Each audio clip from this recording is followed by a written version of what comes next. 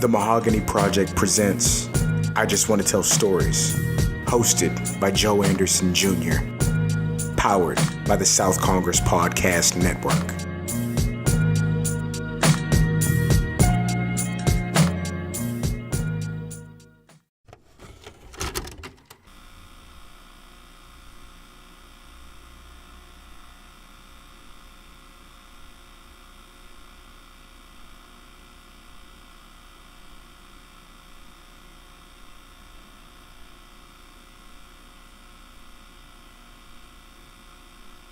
Hey lovers, it's me, Joe, from the Mahogany Project, and I have an amazing guest on episode 3 of I Just Want to Tell Stories.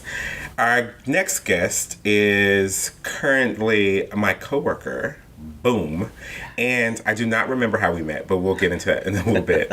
They are creative. They're very, very, very great at, I don't even know how to explain it, like art direction, I guess is a great way to say it.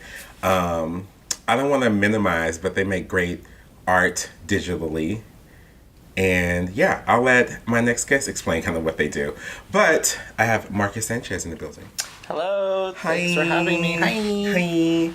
So let's talk about how we met. Oh, that's a good one. I was just thinking about that, and I'm not sure that I know the exact moment. Mm-hmm. I wish there was an amazing story to tell. I know that I knew of you before we actually met. I think I saw a Mahogany Project performance down at the Doherty Art Center. Yeah. Was really moved, thought it was great. So I knew of you, and then it's like I just started seeing you every week, everywhere. And I think at the time I was doing a lot of work in the community. I've done nonprofit outreach stuff for like the last 10 plus years. And I just started seeing you everywhere and really admiring your presence and just that community activation that always seemed to be around you. And then we just started meeting, and I'm not sure where you were at that time or where you were working. And I remember thinking, we need to work together or do some work together. And then I moved over to ASA with the Q, and I think we then started doing more work with the Mahogany Project. So I think we just met socially, and we kept crossing paths, and then we found opportunities to work directly. And even if it was just like sponsoring a program or tabling or having a presence, just because I saw that your presence and the communities that you brought together was very much needed in alignment with what we were doing at the time. So, and now we get to work together. Now we get to work together. It's freaking amazing. Now we get to, I don't know why they did this, but it's like creating the perfect brown and black storm. Yes. Going into meetings, flipping over tables. Get this shit right. Yes. So, how would you describe yourself as a creative? Oh man, that's another good question. As a creative, I consider myself an artist, but more than that, a creative. I think what I do is I try to bring creativity in just my thought process and what I do. So I even say I'm a creative thinker. So and I try to bring creativity and art form to a lot of what I do. So even my work. I do a lot of outreach into art communities. I've started an online artist group, so I have a network of people I can reach out to. And I'm always thinking of projects. Even this morning I woke up, I think I sent a message. I was like, we need to do a zine. And so it's like we have the artists, we have the talent, we have the writers. And then my own personal style, I do illustration. I've done painting. I still do all that stuff when I have time. I have to work full time, obviously. As most creatives have to. Yeah, but that keeps me inspired to do my day job. Yeah. So it's like always having that creative outlet is very important. And I've done workshops, and I try to, I don't know, I'm a big believer in art as therapy. So even if someone doesn't think they're a creative or have any talents, I've done things where like just try it. It can be very therapeutic. Even just drawing lines on the paper and kind of feeling what's coming to you. And for me, it has. My art has been, it's more of a like spiritual connection when I need to get grounded. Even if I don't feel motivated or inspired to create art, I can go into a space with art and walk away with something that I didn't have when I walked in. So I just think for me, it's a spiritual thing. And fortunately, I get to use my talents. So I paint, I do digital illustrations, I do pen and ink. I do graphic design, that's my background. So I do logo designs. And then more recently, so Instagram is like, that will suck me in. So I was watching cookie videos, and I'm like, I'm gonna start decorating cookies. So I now have an Instagram page, and I decorate cookies, and it's like, okay. And it's just also that crazy right side of my brain. I'm very right side of the brain, so to get the left side is to work with that is very difficult. It takes a little more work. So I'm always trying to put creative spins on everything. Yeah. I think you can. I think it makes things more beautiful and vibrant that way. And it brings people together. I think it resonates and connects to people on a different level. So I don't know I if that answers your heard question. of one of your ideas for the Kind Clinic last night, and I was blown away. I have never, just the level of detail, and was an idea that was we talked about off the cuff. The level of detail that I heard, I could see it from someone else explaining what you said to them. And I have never in my life been able to see a vision articulated so well from a third party. Oh, I don't even know what you're talking about.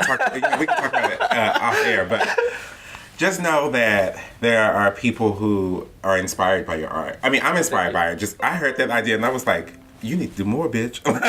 Like, you need to do more. Sorry if you heard the noise. That was my computer. Okay. So let's talk about where you from. Where did you grow up? I'm from a little bitty town on the Gulf Coast of Texas called Palacios.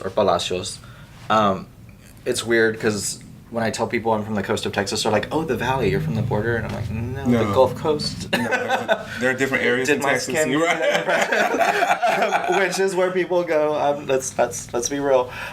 So yeah, it's a little bitty town. It's a small shrimping town. It's really weird because it's right on the coast, and so there's not a lot of development there because of hurricanes. But there's a huge shrimping industry. So it's the third largest shrimp vessel port in Texas. So fun fact, and anyone who meets me probably has already heard this. The HEBs here in town get their shrimp from our bay, or most of them. So there's shrimping, but there's one traffic light, so it's farm, shrimping, and drugs. Not one traffic light. Not one traffic. Random. My mother grew up in a town in East Texas, Gladewater. Gladewater, have not heard of it. Okay, it's by Longview. Have you heard of Longview? I've heard of Longview, yes. It's like maybe 25, I don't know, 25 miles. It could be 15. It could be 5 miles from Longview. But it is so small. I think at one point they had a Walmart. The Walmart shut down. Mm-hmm. It is so small. And they do have more than one traffic light. But we always joked that people don't even pay attention because it's not anybody that pays attention to the traffic light. Yeah. People just do what they want. Yeah. It is a very small town. Yeah, we didn't even have that traffic light when I was growing up. So I remember, I think I was probably in junior high school. And when they installed that light, I just remember always seeing glass in that intersection because people didn't know how to figure out a light. Like, it was that country, so there were people like having accidents every day. Same people still there. It's like it's stuck in that time. It's really interesting. And the thing is, like when we went to Gladewater a couple of weeks ago for Mother's Day, my mom was showing me all of these houses that had rotted in because they've been there for generations and years, decades, but they don't have the capital to improve. And so it's just, oh yeah, there used to be a house right there. Now it's just a field. Yeah. And same, a lot of drugs in East Texas because you got to do something. I guess you got to do something. Got to keep it's themselves really bad entertained. for drugs. Okay. So, do you have any siblings? I do. I have an older brother and an older sister. So you're the baby. I am the baby. And it's interesting. My brother and sister are a lot older than me, so I actually am closer in age with my sister's kids. So I grew up with my sister's kids, so those have always been like my siblings. Oh. So I'm like the favorite uncle in the family.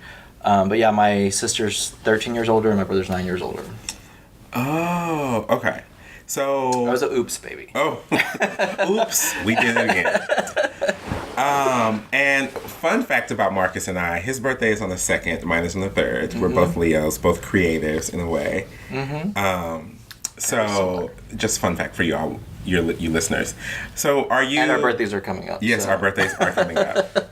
I asked you this the other day. I was like, have you made plans? And then we have a work thing, so no plans. But how's your relationship with your parents? Good today. My parents are, I don't know, they're non-traditional when we talk about, Latino culture. I was raised to be very independent. I spend a lot of time with my grandparents, but my parents and I have a really good relationship today. We've just never really been super close, but I've seen over the years that's changed a lot. And I think, with my parents having grandkids, it's like our family has grown, and that nurturing and loving support system, I think it continues to grow. And I think a lot of it has been instilled from, our elders, like my grandparents. I will say that's also taken a lot of therapy because there has been, a lot of stuff to work through to get to that place. Yeah. But, we're in a very good place today. And my parents are super supportive. They love me. It's really good. I haven't really had a terrible experience as far as, I know coming out was a process. Yeah. And they were actually really good about it. It was more like, we love you for who you are. It doesn't matter. But then we had to work through like bringing partners home and what's that going to look like? And like, we didn't think about this part. Right. We just got to the first step. Yeah, and I've been married 3 years now. They love my partner, and it's all good. Oh, thank you. I will say a funny story recently. So I was home, I guess last month for a funeral, and I was talking to my mom, and I didn't realize this. I didn't pick up on this, but my dad was introducing my husband as a son-in-law, which he hasn't ever done until that day. I didn't pick up on it. Like that night, we were talking to my mom, and I look over my husband. He cries for everything. He's crying, and he's talking to my mom, and he's like, "Did you notice that? Did you pick up on that?" I was like, "Oh no, I was busy, but glad you had that moment." I was decorating cookies at the time. Exactly. And then my mom was like, "Oh yeah, your dad's like super into that." Like I guess, and again, this is a very small town. She's like, they were at another like store or event or something with family, and like people were talking about gay people. My dad spoke up and was like, no, people can love whoever they want, and like defending like gay people and love for all. And I'm like, oh, that's a side of him I've never seen. He's very quiet. Like we don't talk a lot, but it was really cool to hear that that exists even when I'm not there. Is really cool. But what were 3 lessons that you learned from either your parents or your grandparents that you still kind of take with or hold with you today? I would say I like the number 3 if you have one. Yeah, I'm good with 3s. Yeah. My mom, from her, I definitely learned that just perseverance and never too late to like start. And that's why I always start new projects, I think. Because I remember one thing that was really inspiring to me is, she took care of us all of her life. Basically, my parents got married when they were 16 and 17 started their family with my sister and then my brother shortly after. So they were kids and they had to learn how to raise a family very quickly. And then when I came along, I remember at age 9, my mom decided she was going to go to nursing school and start a career. And she went back to school, got her GED, went to nursing school, got her license. So that really stuck out to me, and that kind of stuck with me in the sense that, we can deal what we have to deal with at the time and then make time for ourselves later. Mm-hmm. And it was something that she was passionate about, and she was committed to it, started it, finished it. And we all rallied around her to support that. From my grandmother, I think, and that's probably why I'm in a nonprofit today, one thing that I still remember is she always taught me that to always do for those less fortunate. She's very old school. And so to me that just says, and then she would finish that with, there's always someone less fortunate, someone who needs your help. And so for me, that's kind of that bleeding heart that I bring into a nonprofit that I might work for that has a mission, and just reminding myself, even when there's ego involved and there's tension among staff or community, it's like, let's go back to our mission. What is it about? Focus on that. And for me, it's just like always finding ways to show kindness for someone else. And she lived that, which I think was even more impactful than just the words, is that I actually saw that with her. She could also be a hard ass and very stern, but it was always because she wanted the best for us. So I think that's one thing that stuck out. You asked for 3? Yeah. The third one would be, I don't know, and I would say just really working hard. Like my dad was always a hard worker. We never went without anything, and just because he was just very dedicated to his family. Yeah. You know, he may not have been home all the time, but he was doing what he was doing to support us and give us what we needed. We were, you know, not super wealthy, but we were comfortable and had what we had, and it was because, you know, my parents, you know, busted ass to do for us, and so I saw them like give up a lot of their own needs for us, which was very like great for us. But then I see now it's like we've kind of switched roles, and now we make sure that my parents are taking care of themselves, and it's like, you're retired, use this time, because they still want to like, hey, we want to help you do this or that. I'm like, no, I'm good. You take care of yourself. Y'all go and have a trip, enjoy your retirement. Yeah. Go see the grandkids. Yeah. They love their grandkids. How many grandkids? Or I guess I should say nieces and nephews for you. Yeah, I have, my sister has 3, they're all adults, and my niece has 2 kids, so I'm a great uncle. And one of them's my godson, and then my brother has 4 kids, ranging from, I think, 16, 17 to like 8. Okay. Yeah. So, do you remember the first thing that you created? Oh, so before I even like got into art, crafting, I have a crafting blog too that I haven't updated. We joked about this, yeah. We're gonna go through the list in a moment, folks. Crafting, I remember like coming home and so when my mom was going to nursing school, I spent a lot of time with my grandparents because my dad was always working, and my mom was, I think, you know, picking up shifts at the emergency room and then going to school, and so my grandmother, it's like she knew I was special. She always told me I was special. I think it was her way of saying that she knew I was gay. Yeah. And she passed before I came out. But it was always like we had that connection. So she treated me very special. And so she always had special time for me. And I would come home and we would watch PBS together. And she would have the crafting shows on. And so we would do different crafting projects. And she would save like little supplies here and there. She would save her old like birthday cards, greeting cards, and I would cut them up and make collages. And so I think before I even like took to like paint and before I even had art supplies, like I was crafting. And so I don't remember a specific project, but I just remember like cutting a bunch of stuff and putting things together, which was outside of school, which is like my own personal crafting time. And I still love crafting. I will, you know, I have a little crafting desk. I used to carry a crafting box around. I always had a hot glue gun and X-Acto knives. Hot glue that shit. Yeah. So, what is your space like in terms of creating at home? Do you have like a specific place that you go to just create, or it's everywhere? You know, it's everywhere. I try to be that person. I try to like have, and I do have a room designated for like my art and my studio and my crafting supplies. I never use it. No. I just spread out wherever, usually on a table or on the floor. And I try to be organized, but for me, I think I need a little bit of chaos and disorder to feel that inspiration. And music or noise. I always have to have background noise. Some people like.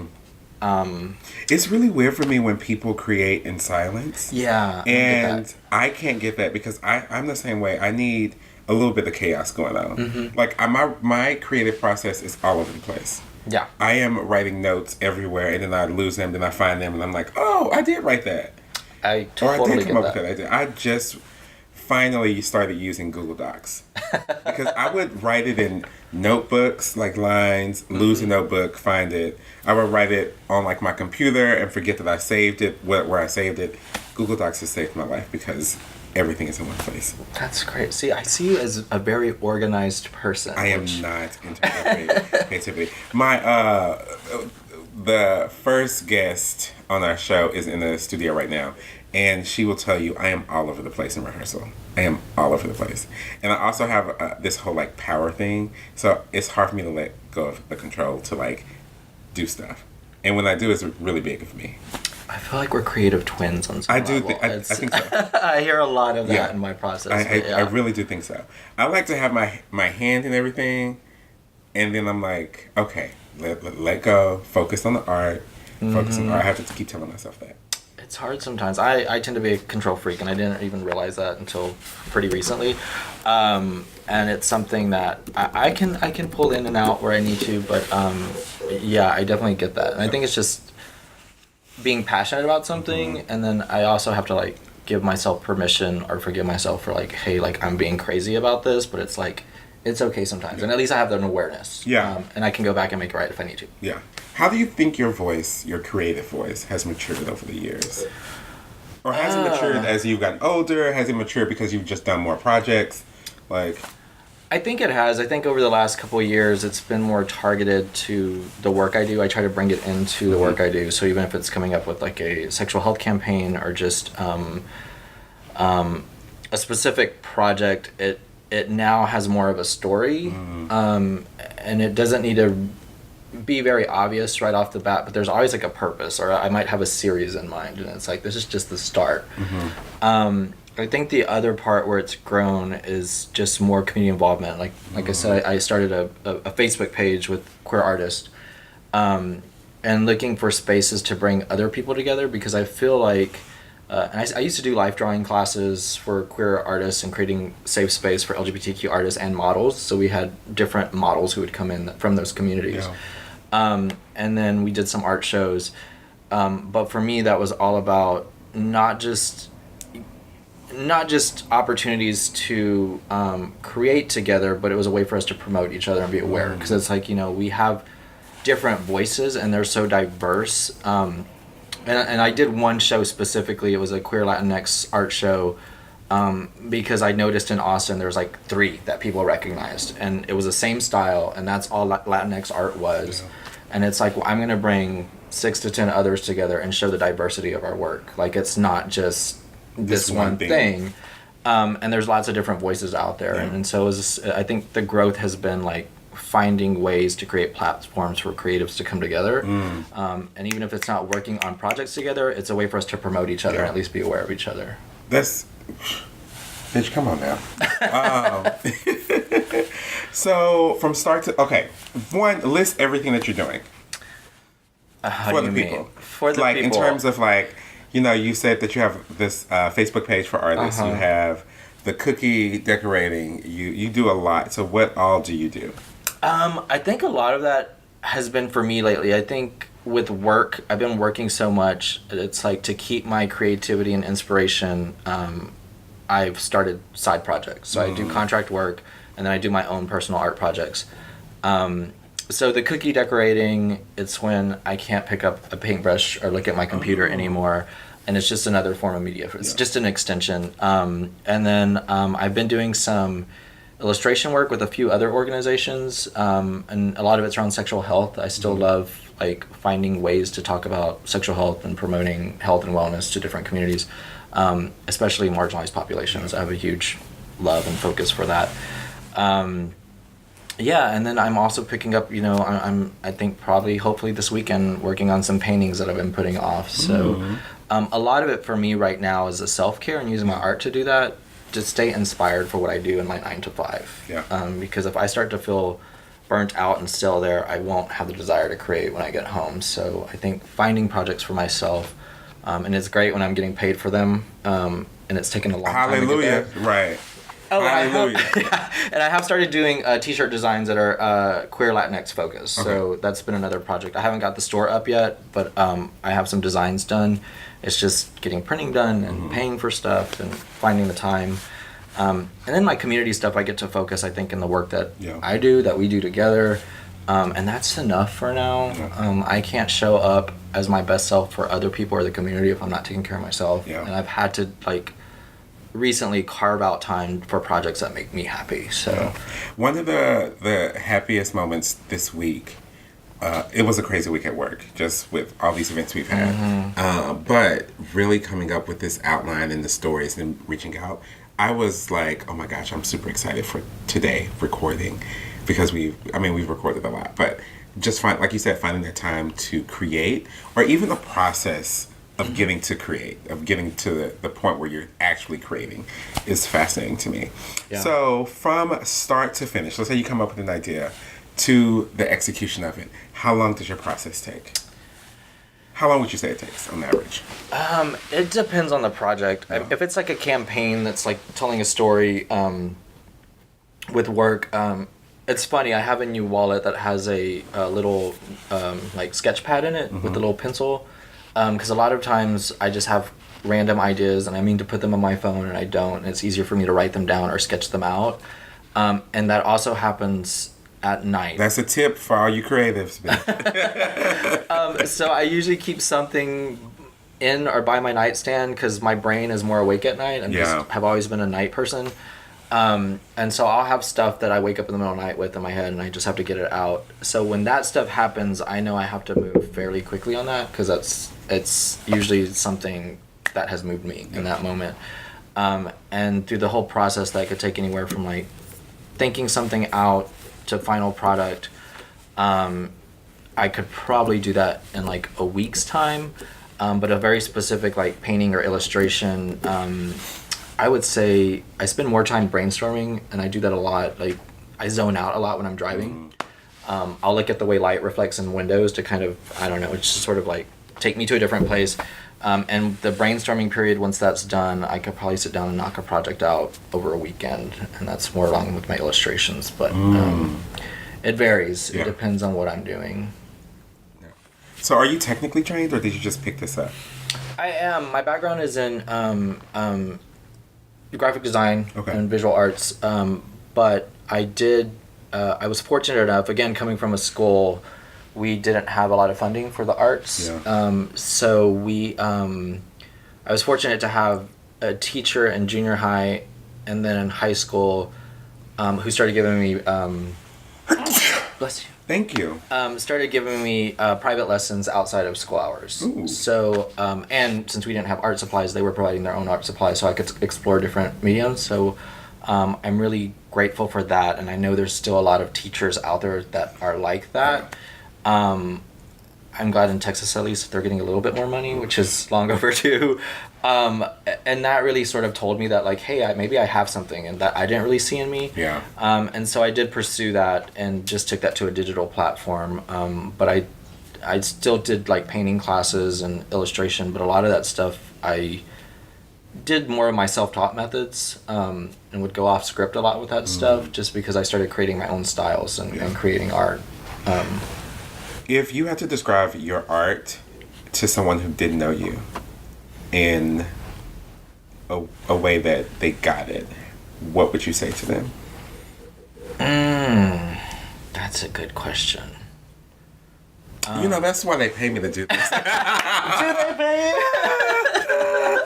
Not They yet. should. They should. Let's get you some deals. Right.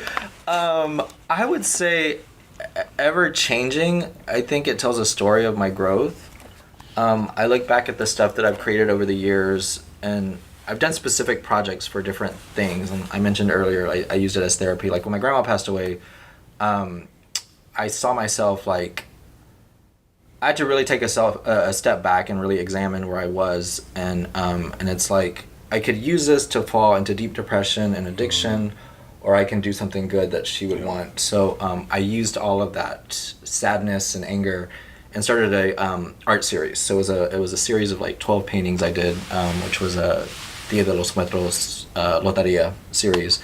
And I actually like showed that and sold, and it kind of kept me from going to a really dark place. And then I look at where I'm at now, where it's more focused on illustration and awareness, and I'm also working in like a queer Latinx tarot card series, and there's a lot of political imagery and sort of the attack of our administration on Black and brown people. So there's a message there, but it's also a place of where I'm at. So I would say it shows like my personal growth, and I would hope some sort of inspiration to community. I try to bring community together with art. So what's next for you? It changes every day. It changes every day, bitch. Depends on what idea came. I wish I knew. I hope to get my t-shirts online. I think that's going to be my next big project. But I think, and I'm looking forward to doing more creative stuff with opportunities I have with people that I work with. So I think that we can make change. Wink, in our work wink. too. Yeah. And what are where can people find out about you. What are your social media handles? Oh, let me say that again. What are your social media handles? Well, you can find me on the streets. Which corner? God, I don't live like that anymore. Not that there's anything wrong with it. I'm just too old for that. I can't keep up with that. You know, can't drop it like it's hot no more. Write it down like it's warm. It's hard. I mean, I could. It just takes longer to keep. I need some help. I am on Instagram. Probably my more recent stuff is at Marcus Cruz Art on Instagram. My cookie page is Cookies de Cruz. And then I have all of my art on Facebook, and that's just Marcus Cruz Sanchez. And I also have a website with all of my digital stuff, marcuscruzart.com. Okay, and as we do every episode, this is the most serious question. And top 5 singers. I should say like I usually do. Top 5 category is singers. Singers of any genre, any way, any like singers, performers. It's however you want to interpret it. Top 5. Oh my goodness, that's Go. a good one. So I love Annie Lennox. Okay. She would be one of my favorites. It's a lot of females. I do love Beyonce. I love Selena. Who else? Love Whitney. Yeah. Come through, Nippy. Yeah. Who would be a 5th? Your last one on your team, your roster. My roster. Your top starting 5. This is a strong 5 or strong 4 so far. It is. Well, I hope. I don't know. Oh, Rihanna. I love Rihanna. So we have Rihanna, Beyonce, Whitney, Selena, Annie Lennox. Mm-hmm. Those are your top 5. That is them. Thank you so much for joining us today. I appreciate it. Thank you for having me. And tune in next week with our special guest. Thank y'all for listening. Love and light. Bye. I Just Want to Tell Stories is hosted by Joe Anderson Jr. for the Mahogany Project and produced by Cameron Hawkins for the South Congress Podcast Network.